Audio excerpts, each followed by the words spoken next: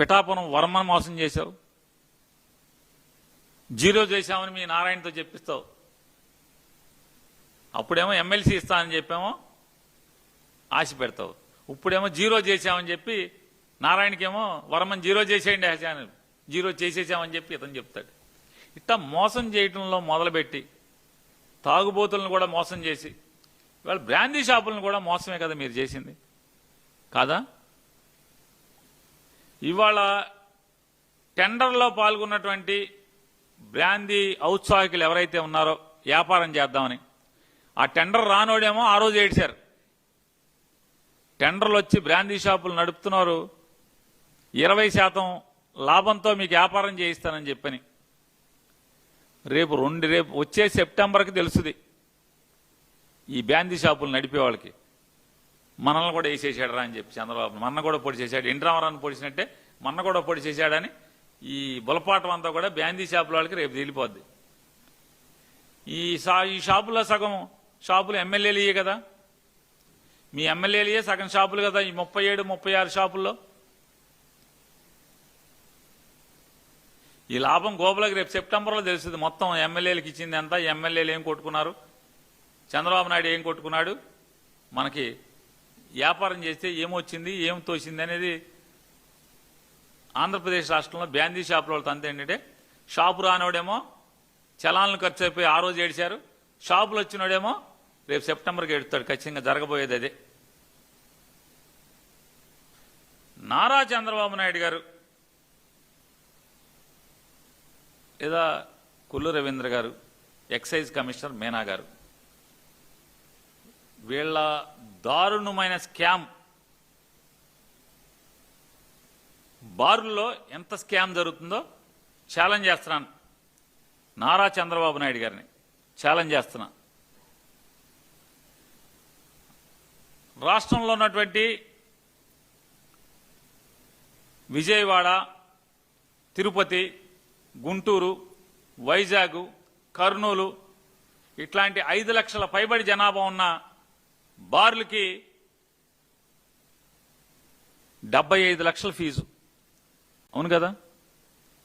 మచిలీపట్నం, గుడివాడ లేదా ప్రొద్దుటూరు లేదా విజయనగరం ఇట్లాంటి రాష్ట్ర వ్యాప్తంగా ఉన్నటువంటి మున్సిపాలిటీల్లో అంటే 50,000 దాటి 5 లక్షల లోపు ఉన్నటువంటి మున్సిపాలిటీల్లో 55 లక్షల ఫీజు కదా. పెడన, అమినిగడ్డ, నందికొట్కూరు ఇట్లాంటి ఊళ్ళలో 35 లక్షల ఫీజు అని నేను అనుకుంటున్నాను. సుమారు నాకు గుర్తున్నంత వరకు, నేను పేపర్లో చదివినంత వరకు నాకు గుర్తున్నది చెప్తున్నాను.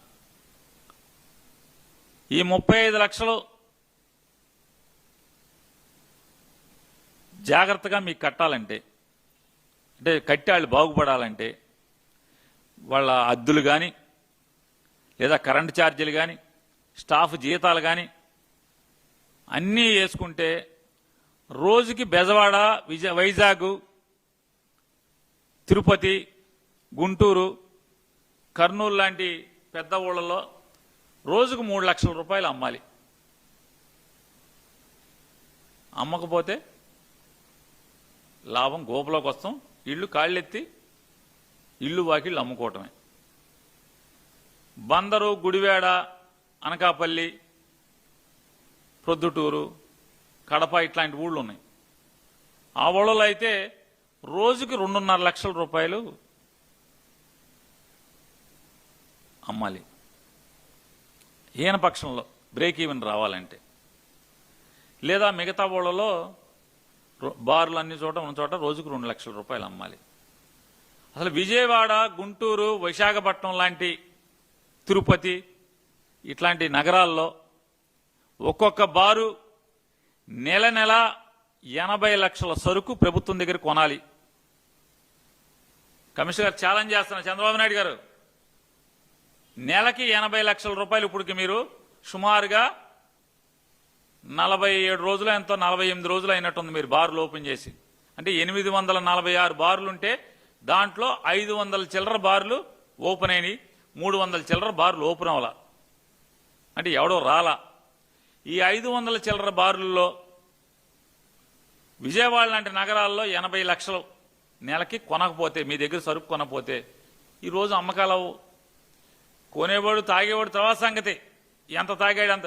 నువ్వైతే 80 లక్షలు లేనిది షాప్ నడవదు, దివాళా తీసేయాలి, నెలకే దివాళా తీసేయాలి. బందర్ లాంటి ఊళ్ళలో, బందరు, గుడివాడ, పొద్దుటూరు, నంద్యాల ఇట్లాంటివి అన్నా అనుకున్నాం కదా, ఇట్లాంటి వాటిల్లో అంటే నెలకి 65 లక్షలు సరుకు కొనాలి డిపోలో, గవర్నమెంట్ డిపోలో. లేదా మిగతా చోట్ల నెలకి 50 లక్షలు సరుకు కొనాలి. కొంటున్నారా అని అడుగుతున్నాను. లెక్కలు తీస్తారా? ఛాలెంజ్ ఇది మీ గవర్నమెంట్కి. అలా లేకపోతే నేను మీకు క్షమాపణ చెప్తా బహిరంగంగా. నేను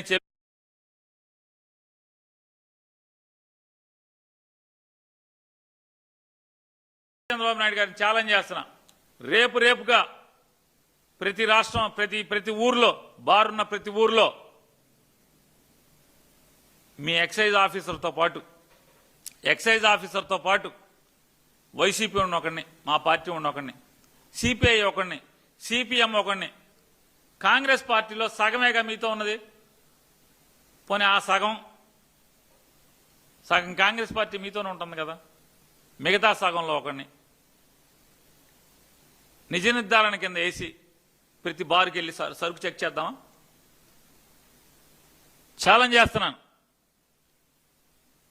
సరుకు మొత్తం ప్రభుత్వం దగ్గర కొన్న సరుకా కాదా చెక్ చేద్దాం పదండి. ఆ బారు పేరు మీద కొనుక్కొచ్చిన సరుకా కాదా చెక్ చేద్దాం పదండి రేపొద్దున. లేదా మధ్యాహ్నం అంటే ఇవాళ టీములు వేయటానికి టైం పడుతుంది కాబట్టి రేపొద్దునే వెళ్దామా? మీరు ఇస్తారా? ఏ బార్ అతను ఈ 47 రోజుల్లో ఎంత సరుకు కొన్నారు మీ దగ్గర? ఉండదు. మీరు ఎవరో 10% కూడా, వాళ్ళు అమ్మిన దాంట్లో 10% కూడా మీ దగ్గర కొన్న సరుకే అది. ప్రతి బార్లో విపరీతమైనటువంటి స్కామ్ జరుగుతుంది.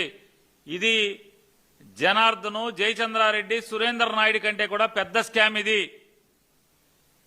నెల నెల రాష్ట్రంలో ఉన్నటువంటి 500 చిల్లర బారుల నుంచి 5 కోట్ల రూపాయలు డబ్బులు వసూలు చేస్తున్నారు. ఎవరికి వెళ్తున్నాయి? నెలకి ఇప్పుడు అడ్వాన్స్గా తీసుకుంటారు. గమ్మత్తు ఏంటంటే వ్యాపారం చేశాక కాదు, ముందే. అంటే కళ్ళు మూసుకుంటాకి, ఏ బారు జోగులకి రాకుండా, ఏ బారులో సరుకు చెక్ చేయకుండా, డిపోలో ఎంత సరుకు తెస్తున్నాడు, ఆ సరుకు అది కాకుండా ఇంకేమన్నా దొంగ సరుకు అమ్ముతున్నాడా చెక్ చేయకుండా ఉండటం కోసం 5 కోట్ల రూపాయలు